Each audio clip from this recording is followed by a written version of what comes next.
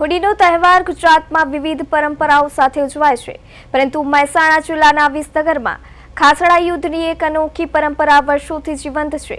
અહીં વહીવટ કરીને 150 વર્ષથી પરંપરા પ્રમાણે લોકો સવારે ડીજેના તાલે બે જૂથમાં વહેંચાય છે અને એકબીજાની તરફ ખાસડા, રીંગણ, ટામેટા અને અન્ય શાકભાજી ફેંકીને યુદ્ધ રમે છે। માન્યતા છે કે જેને ખાસડું લાગે તેનું આખું વર્ષ સારું રહેશે। આ રમતમાં સામાજિક સમરસતા અને એકતા પણ જોવા મળે છે। દરેક સમાજના લોકો એક સાથે આ પર્વ ઉજવે છે।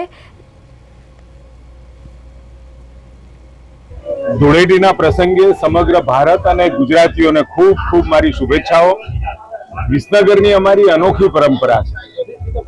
વિસનગરની અંદર ખાસડા યુદ્ધ વર્ષોથી, કદાચ મને વર્ષો પણ યાદ નથી, એટલા વર્ષોથી આ ખાસડા યુદ્ધ, હવે તો જો કે કાળક્રમે એ શાકભાજીમાં ટામેટા, ભટા, રીંગણા વગેરે દ્વારા બે ગ્રુપ પડી અને સામ સામે એ આનંદથી મજા લેતા એકબીજા ઉપર એ નાખી અને આનંદ કરી રહ્યા છે।